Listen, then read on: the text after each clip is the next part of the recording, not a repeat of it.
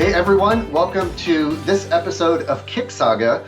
This is the show where we dive into first-time tabletop game creators right before they're about to launch their games on Kickstarter or other crowdfunding platform. And then later on, we're going to follow up with them in a second interview where we, after the campaign is over, to see how it went. And today, I'm really excited to have on the show Jack Dunbar of New Kingdom Gaming to talk about his game, New Kingdom Gardeners. How you doing, Jack? Good. Thanks, Matt. I'm glad to be on the show. It's really exciting to get to chat with you about this stuff. So, I also hope that, anything that we talk about today is just instructive for anybody going down this path or thinking about entering publishing.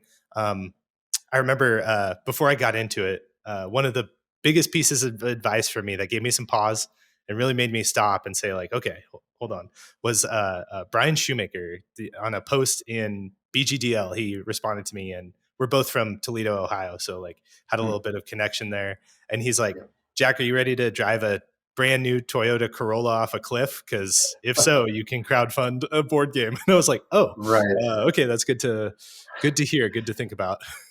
Yeah, that's a good kind of preparing thing to prepare you for what's to come, for sure. Yeah. Cool. Yeah, I'm excited to talk to you as well. We've chatted quite a bit on and off through communities like the Board Game Design Lab Facebook group, and I've been following you for a while now, so I'm super excited to see this thing finally launch. Yeah. For the folks watching and listening, why don't you talk a little bit about the game and what kind of prompted you to create it in the first place?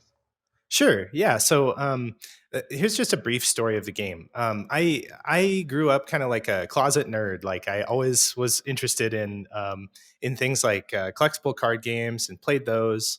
And I was always involved in sports and stuff like that. And I had this awesome experience of being an only child, and I found that games really gave me an opportunity to connect with people. So I played like Pokemon, Magic the Gathering, Yu-Gi-Oh, like all of these CCGs, and those were really good connectors. And I found like, on my football team, on my wrestling team in high school, stuff like that, like I could connect with more of the people in the entire team because of my like multi-layered interests. And so board games just became like this gateway to me that I saw as like an awesome opportunity to connect with people. So as I got into my 20s, I really invested in that more heavily, and kind of as like the reaction against all of the digital like spaces were kind of disappearing, and it's kind of like, man, I want to spend time with people in real life. And I found games to be a really good excuse to get some of my friends together. And especially like as people start getting married, having kids, it was like, hey, let's it was hard to say like, let's just hang out all Saturday, but it was really easy to be like, hey, do you guys want to come over and play? I got this new game. It's called Blood Rage. Like, let's sit down and learn it and play it. And like, Nice. they'd be like, yeah, let's do it. So, I mean, this, the experience of gaming to me is so communal. And so during the pandemic, we have this extra time. I went through a job transition sort of right. It was like March of 2020. So it was like right when everything was Wow. closing. And so I had this span where I was off for 3 weeks, and I had this chance to kind of chat with my buddy a lot in that period because he was on spring break as a teacher. And while we were there, he was like, I was thinking about like, hey, my New Year's resolution that year was like, I want to try new creative projects. And he was like, why don't you try a board game? Have you ever thought about that? You love games. And I was like, wow, no, I haven't really. And he said, I was like, I don't even know. I don't know. There's so much saturation in board games. Like, what could I come up with that's original? And he's like, well, you're a pastor, Jack. Why don't you do something Bible based? Like, that material, like, games. And I think you could probably present that creatively and like interestingly. I was like, oh, that's cool. So I started looking into it and realized like there's kind of a gap in the market there. There aren't a ton of creators doing biblically inspired or biblically themed or based games. And so I was like, this is great. Like, I think I have some space here to do something creative, maybe fresh. And so I just dove in that 2-week period before I started my new job. And I've been slowly developing it ever since. That was 3 years ago. yeah, like I said, it Nice. was March of 2020. So now we're 3 years into this project, and it's been amazing to see the direction that it's gone. But yeah, I think I like that. I think a lot of the most interesting and intriguing games, especially from first time designers, are the ones that tap into something that they're passionate about or something that they know deeply, and yeah, you can make those thematic connections and stuff like that. And it also helps push you through kind of some of the rough times where you're like, oh, I don't know if this game's going to work, or I don't know if I'm doing the right thing. And to have that connection to something that you're passionate about can help. Have you found that to be the case? oh, absolutely. I mean, um, it, I like Gabe Barrett talked about this one time, how motivation is not real. Like motivation is something we manufacture to like encourage ourselves. Like what is real is passion, and I Mm, love that that is a very simple like thought exercise to me of being like, uh, I don't need to muster the motivation. I just need to lean back on my passion and say like, okay, what is really driving me here? Like, what's that deep seated thing that I can get behind? What's the why behind the what that I'm right, doing? So right. I think that having a very clear why has been really helpful for me. And kind of before I even started, at the same time I started designing the game, very quickly I realized like, ooh, I really like this. I want to like try to sell this. Like I want to try to like build Mm, a business that's like this. And as I yeah. started to think about connecting those two, because what's better than like working doing something you love, right? Like I started to see that and was like, oh wow, that would be great if I could even make a little bit of money doing this. It would be so rewarding to me personally. It would give me so much more permission to do it more, right? Like for my as a person with a family, like it just increases the ability to spend time doing it. So I Nice. like I mean, it was like April 2020 I started designing, and it was in that um, same month I came up with the mission statement for the company, which is Mm, creating biblically inspired games for disciples and skeptics alike. That was kind of my initial drive. And since then, like continually over the, last few years, that mission statement has driven design principles. It's driven um, business decisions. It's helped me think through, what am I doing here? Like, why am I doing this? I think that it's really important to have a why. Like for you, Matt, like that is, your games, the music yep. theme, the passion comes through, and you've talked about that before, like how it it pushes you through some of the difficulty. Yeah, and I think that helps not only push you through that, but it also helps your game and your company stand out, right? Like you said, in a Yeah, saturated market where there's hundreds or thousands of board games coming out every year, what separates you from all of those? And it's that, whatever niche or whatever topic or whatever subject you're building the games around is part of you, and it's something that you're passionate about, and no one can duplicate your passion for the thing that you love, and right. it's going to help drive a lot of those decisions. And I like that you use kind of that mission statement to begin and then kind of grow from there, and guide the decisions you make. I think that's super important, especially if you're thinking about not just pitching a game every now and then, but starting a business, starting a company, and kind of trying to grow it from here. Yeah, yeah. I mean, I think that having a when my day job, I do like small business consulting. I'm a small business accountant, and one of the things that we talk about as we do accounting is like we like to sit down with business owners and talk about their mission statement, because I think it's so important to have those driving principles. It really helps with making business decisions. Like for Mm, me, in the future, like I want to publish games, and so at some point I'll be adding additional designers to the fold. And the question is like, well, is this designer on mission? Is this design on mission? mm, Like instead of right. just being like, I don't know if I really like this game, or I don't know if I see the potential in this game, or I don't know if I want to spend money on this game. I don't have to make some sort of superficial decision like that. I can say like, does this design fit the mission of the company? Because if it doesn't, then I have to pass. But if it does, I may be Yep. the only publisher out there that can really push this to the end. And then the secondary Nice. considerations come in. Is this a good game? Is it well designed? Like, you know, Right. what's the So it partnership makes, structure look like? yeah, it makes decisions like that a lot easier because you're Mhm. not trying to think through all of these items. It's the first question is, does this fit the mission of the company? Yes Yeah. or no. If no, okay, Hmm. that's fine. Find another publisher. If yes, Yeah. great. Let's go to the next step. And Yeah. that's a really really cool thing to have. And you've first of all, what a great skill set to have, right? Small business accounting. That's something that's comes in very handy when you're trying to run a business like a board game publisher.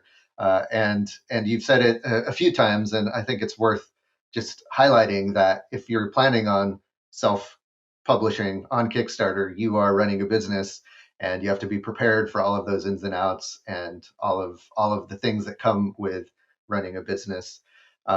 So let's talk a little bit about what you've done to bring the game to life in the first place.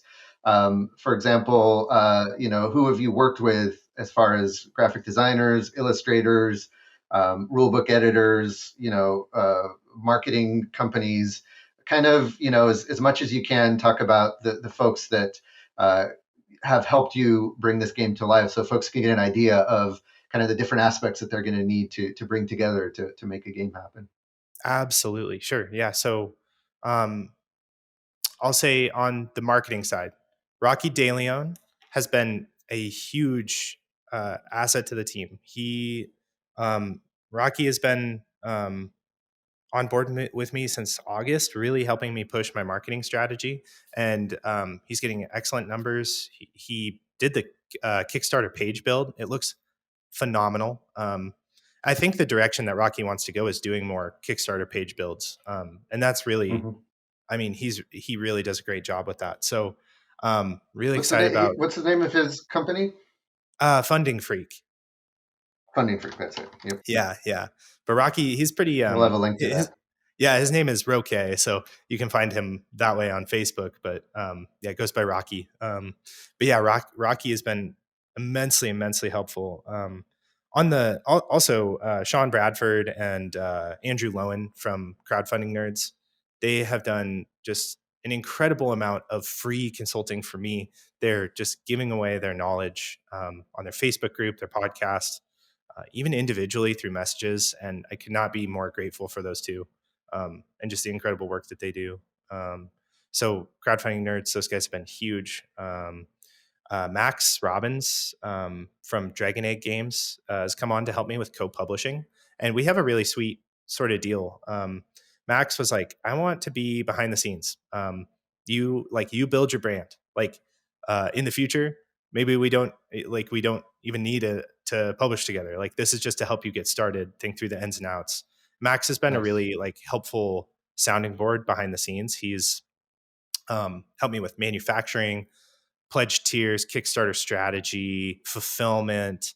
I imagine that after we get started on this Kickstarter, he's going to be doing even more behind the scenes. So Max and Dragon Egg Games has been huge. But yeah, I mean, when it comes to things like the actual development of the game, that has been all just a community effort from the amazing board game community that we have. I think about the board game hype Yeah. community, board game design lab. I have a group of regular playtesters. We playtest each other's games on Sundays. That's Jason Gortson, Chris Stone, Trevor Olson, um, and of course Evan Halbert, who I do a playtest live stream with on Thursday nights, or did for a while. We've both been kind of busy. We've had taxes and we've had this Kickstarter pending, Yeah. so we've been doing less playtest this lately. But um, and then Matthew Cambrick recently joined that group as well, so that's been really helpful. Number of designers. Matt, you have playtested with me. John Deal from Belong to Us Gaming, Guilds of Patalis, Matt Opal from Shred, TK and Colton.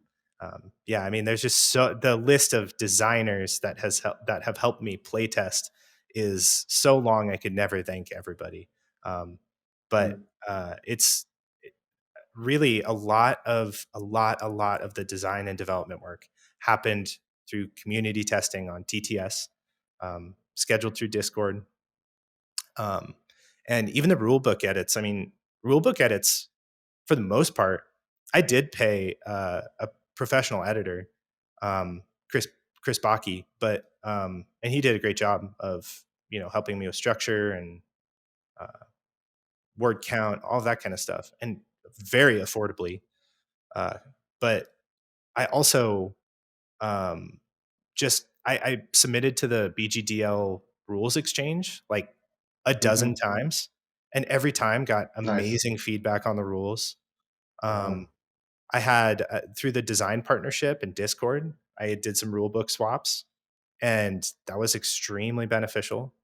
I would say that my rule book was built by crowdsourcing. It was like, it was Yeah. not like I wrote like one edit and then everything else has been like somebody like, oh, you should change this. I'm like, yeah, I should. That's way more clear.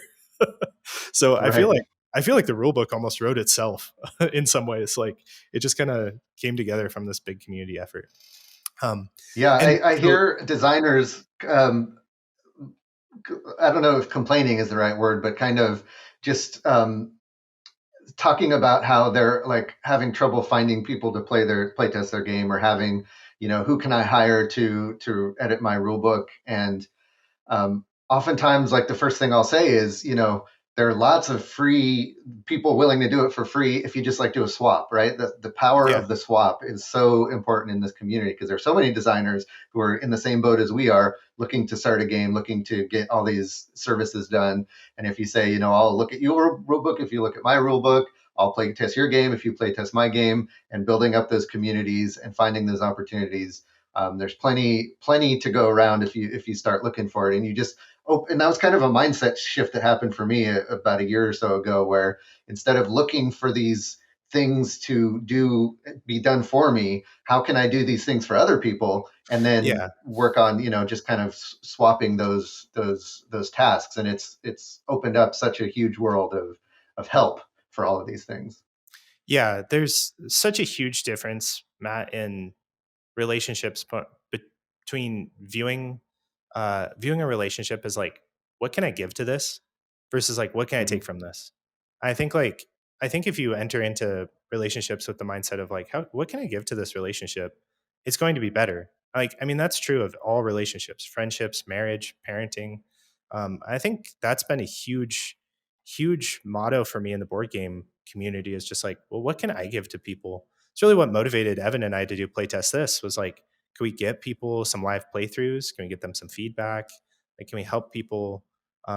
Because and that was it. Like, it wasn't like, maybe maybe I'll do playtest this so I can leverage my connections in the future. I can like, send out an email list or something. Right. It was just like, no, I just want to do something that helps people, and that's it. Like, that was the only motive.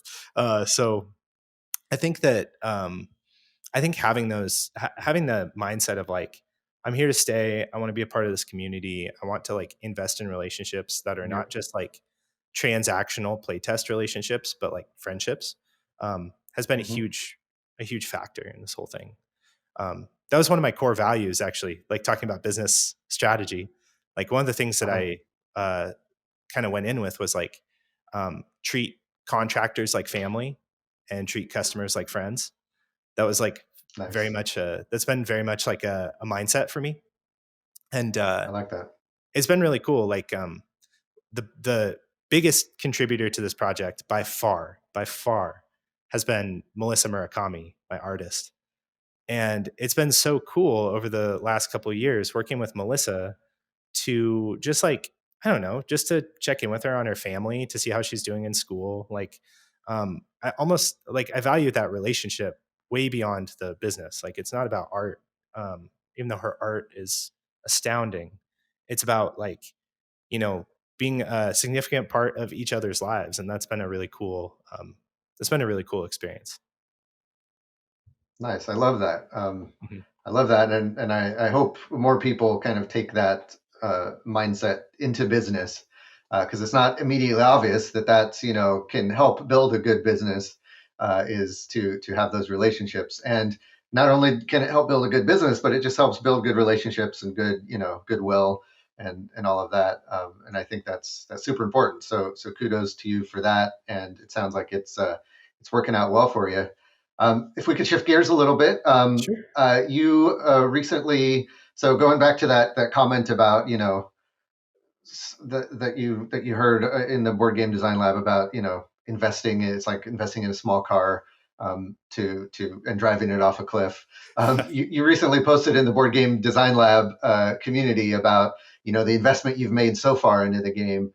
And so let's talk about that and where that's gone, Mhm. and kind of some of the steps you've been taking to get the word out about the game and build up a following for it. Yeah, absolutely. So, yeah, I posted it in BGDL just to say like, hey, here's a case study. Again, this is just like, I don't know. I just hope it's helpful for designers that they can see like, okay, here's a live Kickstarter. It's about to happen. Are we going to fund? I don't know. If you're interested in like predicting crowdfunding results, like check it out. Here are my numbers. We'll see what Yeah. happens. So, And I think we all should be. All of us who are planning to go to Kickstarter should be interested in those yeah, kinds of things. So that was super helpful. yeah. I mean, I hope so. But yeah, so like, I mean, I pull back and I think, okay, keep in mind this is over the course of 3 years. It's also in the scheme of having a business. I have an LLC that I file taxes for. That is a separate entity from Hmm. me that has its own bank account, that has its own credit card, blah blah blah. Right. So all of these expenditures have been business expenses, and some of those things are business Right. expenses that otherwise I'd be paying for anyway, like my internet. Like internet over 3 years is quite spendy. Like when you really add it up, I Mm, mean, $600 a year to like, if you're spending $50 a month to like $150 a month, you could be anywhere in the range of like six to $1,800 a year. And when you add that up for three yeah, that's years, true. you could have anywhere from 1,800 to, 20, like potentially $3,000 in internet expenses. So like that alone is one of those expenses. So there are kind of three buckets. I'll say there's art, um, like of the spend that I've put into the project so far. I said it was 30K. It's 10K a year, really. I mean, because the Yep. reality has been 10 of that is like what I call administrative stuff. It's things like internet software, things like, all the software that I pay for to do this stuff, like buying a Tabletopia subscription, buying TTS, buying like, and some of it's nickel and diming, but when you add it up, it does add up. So it's, Yep. all of the software that I've used for design, all of the, like the internet expenses, equipment that I've bought, like new printer, paper, all of that, Mm, like all of those office supplies, like all of that, plus the business license, plus like, you know, whatever goes into running a business. That's 10 grand right there. Like that's just over the course of 3 years. That explains away a third of the budget. A third of the budget was art. I mean, there's a lot of art, there's a lot of graphic design, there's a lot of like art related expenses that are not directly paying my artist. Um, and so like, for example, some of that is like um, prototypes to check on art. Some of it is like mm, market research for art, like buying games and sending them to the artist or whatever and saying like, hey, check out this game. Like all of that stuff I consider business expenses. And all of that goes into art. And all of that is research and development. gotcha. It's like it's all cogs. It comes right off the top line. So that Yep. stuff is that's another third of the budget. The final third is marketing. And in marketing, I put digital ads. Digital ad spend has been a lot. Um, Marketing services, like I mentioned, I paid a marketing consultant, a marketing pro, who's doing my ad management. Like paying Rocky was part of that budget. Um, there were also I also made some mistakes. Like just because I have a background in accounting doesn't mean I didn't waste money because I totally did. I printed prototypes that like too many prototypes to blind test a game that was like not ready for that. I sent it out to Mm. people, got terrible feedback. Like, what, like, you're putting this game out into the world? And I'm like, oh, I guess I wasn't ready for Makes that, So, I mean, did stuff like that. I shot professional videos for a contest that was like, uh, $1,700, and the guy did a great job. He's an amazing videographer. I would definitely use him again. His prices, I think, were fair for the quality that he did, but it just was unnecessary. It's like, Not the right time. yeah, and kind of thinking like, I mean, part of me was in the mindset of like, let's try this out and see what the benefit is, Yep. you know. So there were definitely mistakes made financially, and part of that goes into the budget too. But I think if you break it down to Totally. basically like you have your admin expenses, you have your cogs, your direct prototypes and art, and then you have marketing expenses. That pretty well sums up that dollar amount that I put out there. Um, and then, mind you, again, 3 years, you spread that out, and it's really not that crazy. Like you could see how that could add up very, very quickly. Yeah, totally. And I don't think many people account for those business expenses and those types of things. It's especially because you're not it's when you're first designing a game and you're maybe not even considering crowdfunding it yourself. You're not in that mindset of this is a business that I'm running. These are investments that I'm making into this business. You're Hmm. instead it could just be seen as a hobby up to that point, and you're not really internalizing those as expenses that are that you're putting into this thing. And it's Yeah. it's real cool, and I think it goes back to your background probably as an accountant, that you kind Yeah. of from the very beginning you're have that mindset of, okay, these are the expenses that I'm putting into this business that I'm going Yeah.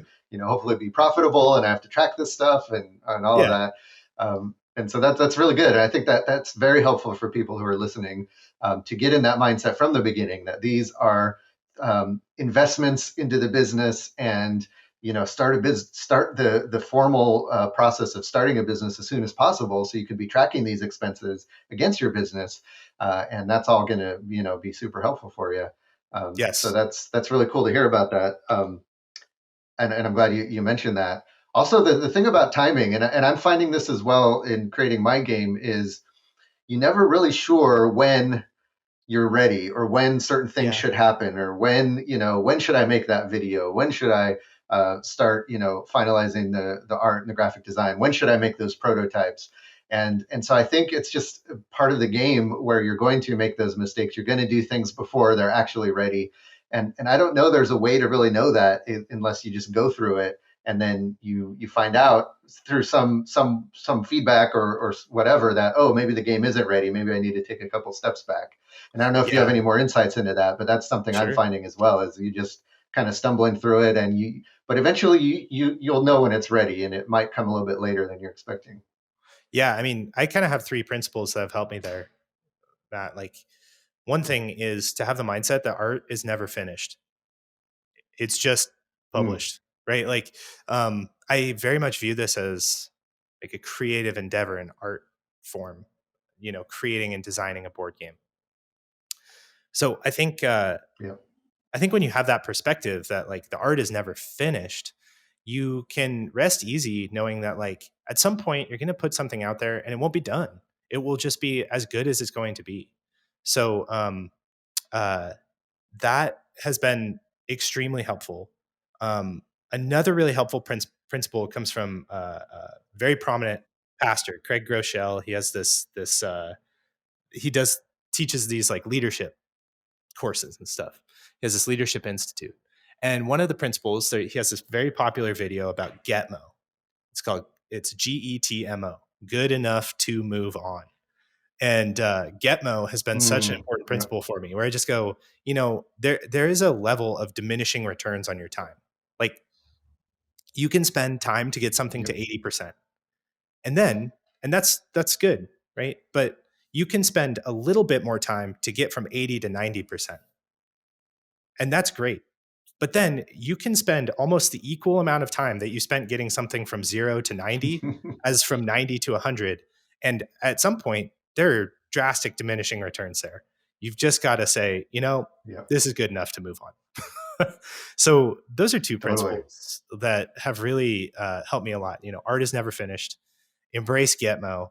And then the third thing, and this comes to like, this is a very personal value for me. Like I'm very much of the belief, like I'm a Christian. I try to strive and follow moral principles to live up to a standard that was set by Jesus. And so for me, like when I think about that, I tell myself, as a person who believes in this, I need to take feedback because I know I'm not perfect. And so Mm, like one of the things I tell myself almost all every day is like, you can improve.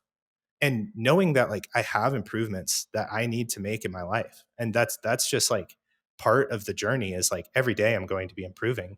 When people give me feedback, it doesn't hurt my feelings.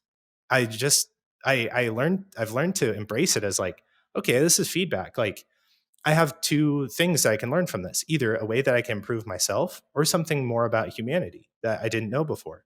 Like, oh, um, like for instance, I posted in about some assumptions I made, like that my email list will convert at 10%. And some people are like, great assumption. That's very conservative. And some people are like, that's a terrible assumption. That'll never happen. Like nobody has ever done that. And that's obviously not true because I've heard from many people that like they have converted at 10 or more, Yep. particularly in the industry. And so that, like, when I hear that, I think like, where does that come from? Like, is that like maybe I am being a little bit aggressive in my assumptions? Like, what if I did set my numbers there? What would that look like? How much harder would I Mhm. work if I was assuming 3% conversion versus 10% conversion? And so Right. I ran the exercise mathematically and went, wow, yeah. I mean, if I'm at 3% conversion, I've got some more ground to cover, and I've got to think through my strategy a little differently. And it gives me like some contingencies to say like, what if they're right? Because they could be. They might be right that I come in at 3% conversion on my email list versus 10. And so it just challenges me to think and look at that stuff more carefully rather than be defensive and be like, well, I heard a podcast that said that you're wrong. It's like, how Yeah, helpful yeah. is I think on that point, I think it's interesting because we were talking about this before we hit record. That when you ask a question in a big community like that, you're inevitably going to get opposite answers, and answers that are running the gamut of different ideas. And so then it's sometimes hard to parse through that and figure out, is it, maybe I'll see what answer is the most common, and maybe that's the right one, or maybe Yeah. is it this or that, and it's hard to figure that out. And so one thing that I mentioned was just what I've noticed through doing these interviews and just seeing Kickstarters being run and talking to people is that there really is no right answer, and there is no correct percentage. Everything's going to be different, and there's so many exceptions and so many rule breakers and different things that could happen, that it's just kind of about trying to find those best practices and do as many of the best practices as you can, and kind of hope for the best, because there's really no guarantee. And something Yeah. else that I found with some of those answers that you get is, if you just dig a little bit deeper, like someone saying, "Oh, 10% is impossible." If you kind of ask a follow up question like, "Oh, okay, what have you seen? Where did your experience come from? Where did you hear that?" And then they Yes. might say, "Oh, well, I saw it. I heard that on this one podcast episode," or "I ran Facebook ads for a makeup company, and that's the numbers that Yeah. they Yeah. Yeah. got." And so it's Yep. like Yeah. I do you, digital you marketing find for out that a info. yeah, I do digital marketing for an Amazon seller. Like, something Right. like that. Like, yeah, totally. Absolutely. Yeah.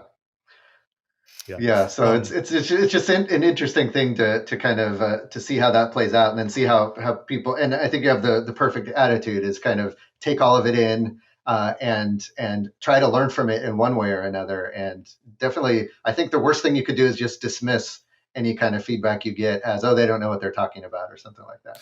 yeah, totally. I think, man, I think there are two. I really like that you mentioned frequency.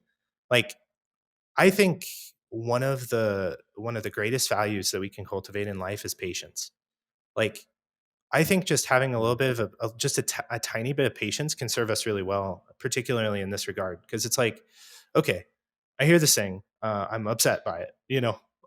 You say like, well, what if I just take a deep breath and I go, oh, why should I be upset by that? This person's just trying to help me. They're giving me feedback. Like they didn't have to respond to what I said at all, and they did in a way that's like giving me Right. something constructive. Um, so I think patience is huge, but I think patience is also really important in decision making. So like you run a play test of your game, for instance. The table is like bored. Um, it feels like, oh no, like this is a bad play test, right? Like we've all been there, and you're like, oh, what's happening?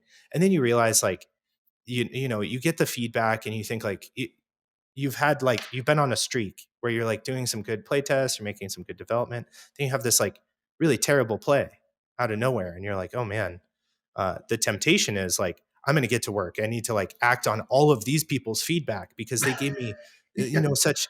they gave me so much, and it was so constructive. And like Right. before, like people were just like saying my game was fine. But then like if you're Yep. patient, you can like write out that feedback and be like, okay, this actually is something that I've never heard ever. And you Mm. can go back and you can ask, like, you could even ask testers. You could go back to other people and say, like, hey, this came up in a playtest. What do you think of that? And they would go, oh, like for my game, the setup is random. So like you can have different plays of the game with like different feelings. And they asked me to count. Like they're like, hey, were you keeping track of how many thorn cards came out of the deck? Because like that will affect the way that thing happens. And I went like you go back to a playtest. Like I'm thinking of a particularly bad playtest I had one time, and I went, "Oh yeah, this was kind of like an anomaly. Like something kind of rare happened." But it did make me think through. Like, okay, I've now observed an edge case that I need to mitigate, and the adjustment didn't have to be change everything about the game based on the feedback of these several people who had a bad test. It's like there was one element that needs a little bit of tweaking to adjust for a rare edge case that I just happened to see.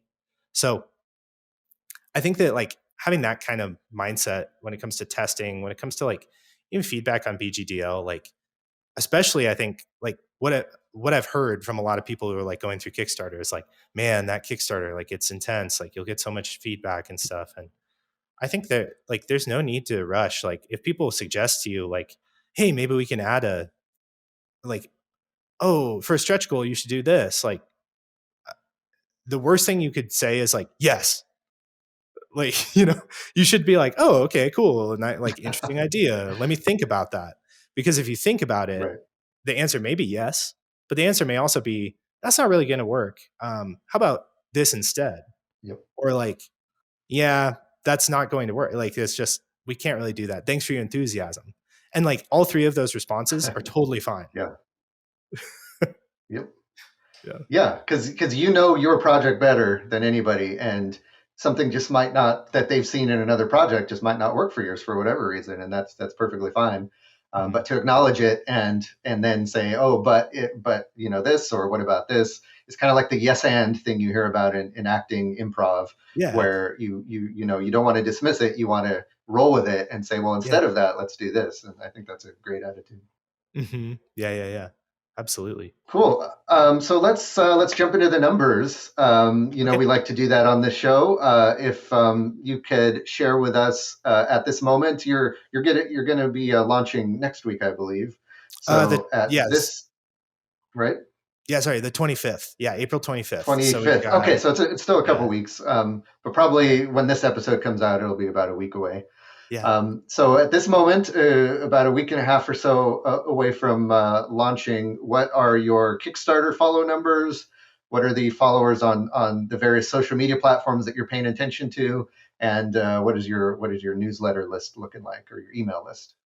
So I just checked my Kickstarter page and my email list this morning in preparation for this podcast, and because I Love need it. to send out an email. So it was like, oh, this is motive Right. to do the thing. Like I had to give my like you gave me a great opportunity to update my email list. So currently Nice. I'm at so yeah, if I so I'm gonna factor this into backer numbers here. So Good. if I have 425 Kickstarter pre-followers. So on the Nice. pre-launch page, 425. I'm going to multiply that by zero point 0.2, so 20%. Should expect about 85 backers there. So probably 85 backers from pre-follows. That number Good. should increase probably up to 450, hopefully 500 by the time we launch. So if we get up to 500, let's just make that assumption. We've got 100 backers there from pre-follow. That's Okay. great. Hopefully, those pre-launch followers will be the early backers, right? Because Right. they're getting double. They're getting like as many notifications as possible. They're hearing from me Yep. on email. They're going to probably see me in Facebook. They're going to get an email day of from me. So like That makes I sense. would I would trust that those pre-launch followers, that 20% of them, those are like the diehard backers who they already know Kickstarter. They have a Kickstarter account. They're going to back. So we have 100 backers day one Right. right there. Awesome. So then my email list just passed 1,000. I'm going to assume a conversion rate of Nice. 10% there. And that accounts for overlap, because the reality is, from what I've heard, the numbers that I've heard from people is like, expect anywhere from 20 to 30% of your pre-launch followers to convert. I'm using the low number. And then from your email list, like 10 to 16%. So I'm using the low number there too, assuming that like some of those people overlap, like a lot of the, like the backers who are there, maybe that other 6% is also, funneling through to Kickstarter. So I'm going to say I've got 200 backers day one from the email list, from the Kickstarter page that I know of at this moment. So 200 backers. I need, at my current funding goal is 12.5. So that's $12,000, 500. My base pledge level is $39. My secondary pledge level, which includes a small inbox expansion and includes an art booklet that like more fully showcases Melissa's art, that small add-on is worth $10. So I've got a $49 pledge level as well. So I'm going to assume a split of backers between those two pledge levels, between retail and between the quote unquote deluxe pledge. It's not really a deluxe pledge because it's not like there are two versions of the game. It's just this has a little bit more. So if I assume, I mean, if I assume that I'm backing, if I have, a 12.5 funding goal, if it's just $39 pledges, I need 320 backers. If, on the other hand, it's all $49 pledges, I would need 255 backers. So 320 plus 255 divided by 2, I need about 290 backers on average. So assuming that those are the only pledge tiers that people back, and that's what I get day one from the enthusiasm, from the conversion of my email list, the conversion on my Kickstarter pre-launch page, I am looking at, I need 325 backers, I said, minus 290. So 325 minus 290. I still have a gap of 35 people to make up to fund day one. That's a lot of assumptions, right? Yeah, because right. Who knows, right? I don't know. Maybe the overlap is 100% between my email list and Kickstarter. If that's the case, I need 225 backers. And the question is like, can I drum up 35 to 225 backers with the work that I do between now and April 25th? Maybe. Here are a few ways that I plan to do that. One is reach out to warm market.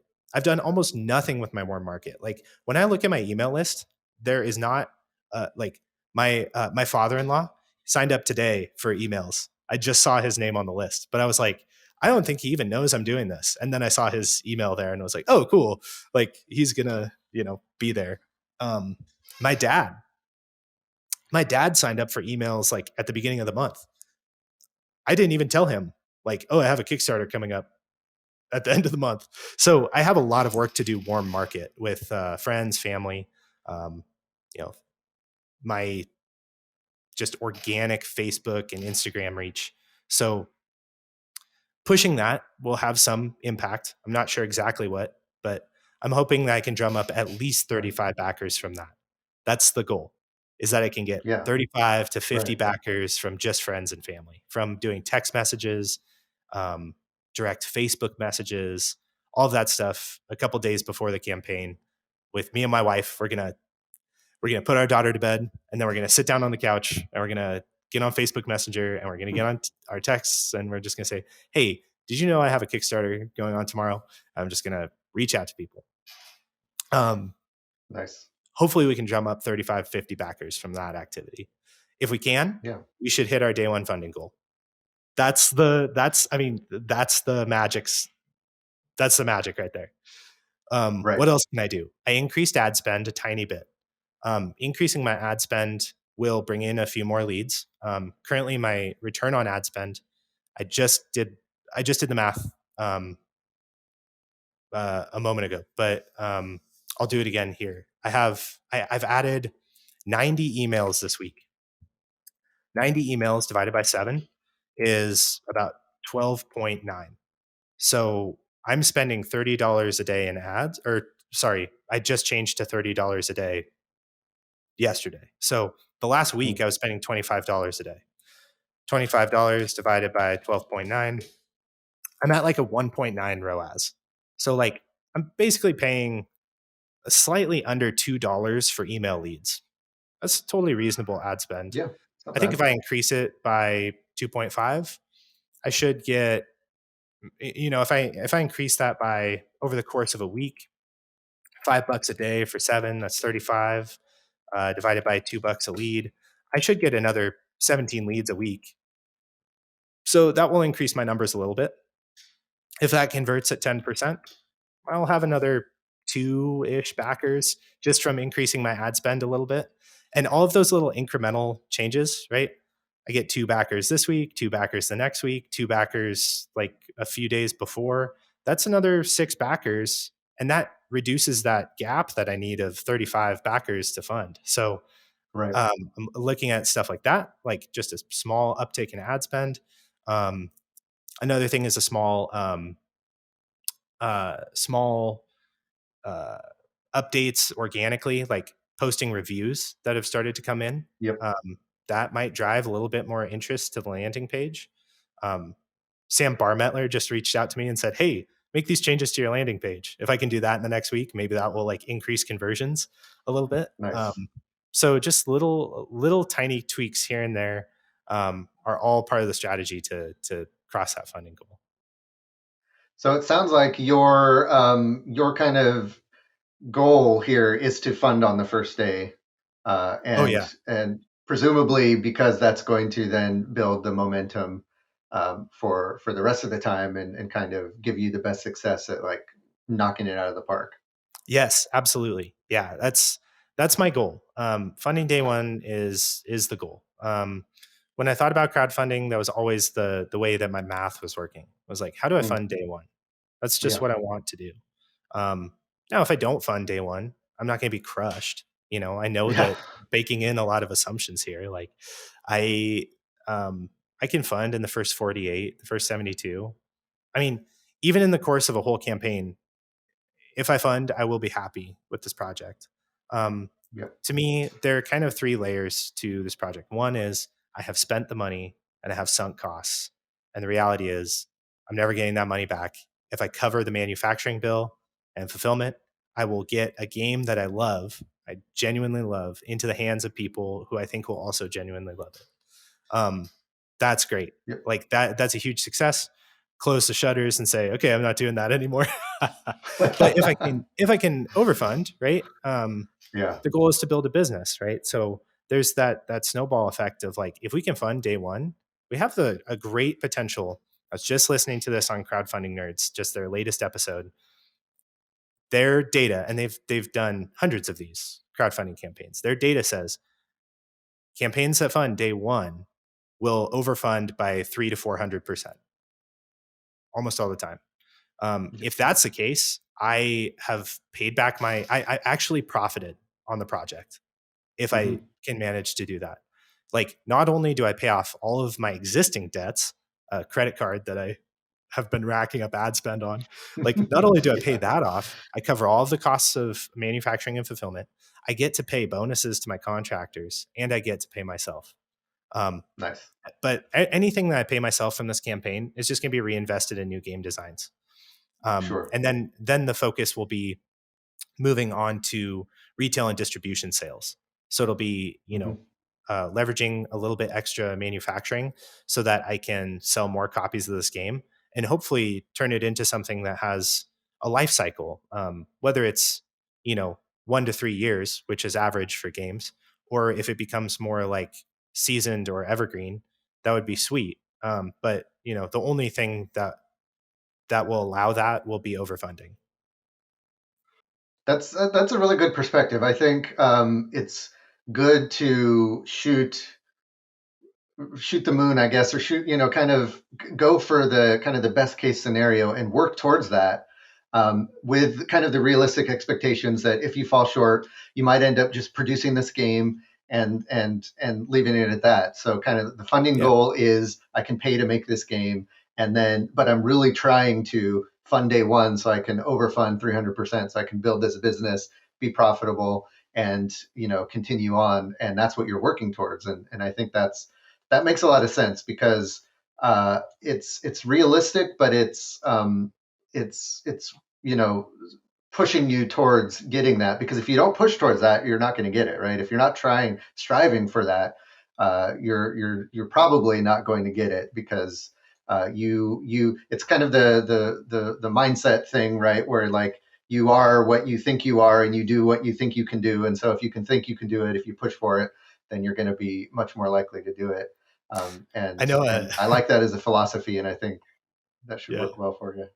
I know a realtor. He's also a game creator. His name is Anthony Diastello, and he's been a huge supporter and friend throughout this process. But he started a real estate business with his wife, and they came up with a plan. All right, here's our plan. And their plan involved them both working together and supporting their family of 12 kids, which is a huge family, with this real estate business. Wow. And they had this clear path. And they would talk to each other and go, okay, what's plan A? Plan A was make the real estate business work. And they would say, okay, but what's plan B? Make the real estate business work. I like the I like the concept of like, okay, plan A fails. What do I do for plan B? Make plan A work. Like just having that right. that dogged persistence is one of the major factors, I think, in success. Like you hear these success stories over and over. Like people talk about the late great Kobe Bryant, right? He was amazing at his craft and he worked at it all the time. He worked at free throws. He was a workhorse. Like people talked about like, yeah, Kobe was like practicing at 5 a.m. at the Olympics and stuff. And like, I mean, just insane level of commitment. But his mindset was like, I am going to be the best. Like, I'm not going to do anything less than that. And I think if we have that perspective of saying like, I'm going to do the absolute best that I can. But it has to be coupled with the humility to say like, and I'm okay if I don't hit that perfection mark, because I'm going to work towards it. I think that I think that you need to have both. Like you need to have that drive to say like for me, I'm like, I'm going to fund day one. I'm just like telling myself like, we're going to do it. And at this point, I'm crunching all the numbers I can. I'm taking control of every little piece I can, pulling any little lever that I can to make that happen. Because for me, that's extremely, extremely important. Now, if it doesn't happen, I mean, I'll be sad. Like I'll be disappointed, but I'm not going to be crushed. I'm going to say, okay, goal 2. We didn't fund day 1. Let's fund day 2. Let's fund in 36 hours. Like let's make that push and see if we can get to that next stage. Nice. Well, I think that's a good place to leave things. That's a good note to end on. I'm really looking forward to watching this campaign and helping out in any way I can. And I'm rooting for you. For those folks who are watching and want to learn more about the game, where's the best place they can go to do that? The landing page is the best place. So newkingdomgaming.com/gardeners. That's the name of the business, newkingdomgaming.com/gardeners. Gardeners is the game. You can find everything you need there. How to play videos, the Kickstarter preview. You can find the link to the Kickstarter page. You can find email signups, however you want to follow along. The landing page is the best place. It's all in one. So excellent. And we will, as always, have a link to that in the show notes, as well as all of the other cool resources that were mentioned in this episode. Jack, thanks again for your time today. And I look forward to following up with you after the campaign to see how hard you crushed that first day funding goal. Let's hope. Thanks, Matt. I really appreciate it. It's been great chatting with you, and I look forward to following up. All right. And thank you guys for watching. As we mentioned, this is the first in a 2-part series for New Kingdom Gardener. So be sure to click the subscribe button below this video to be notified when the next episode goes live, so we can follow up with Jack and see how things went. And if you guys know of any Kickstarter campaigns from first-time board game creators that are getting ready to launch on Kickstarter, feel free to shoot me a message or leave it in the comments. I'm always on the lookout for new folks to chat with. And finally, if you have any questions for Jack, also throw those in the comments below, and I'll be sure he sees them. and gets back to you on that. Until next time, take care and have fun. Bye.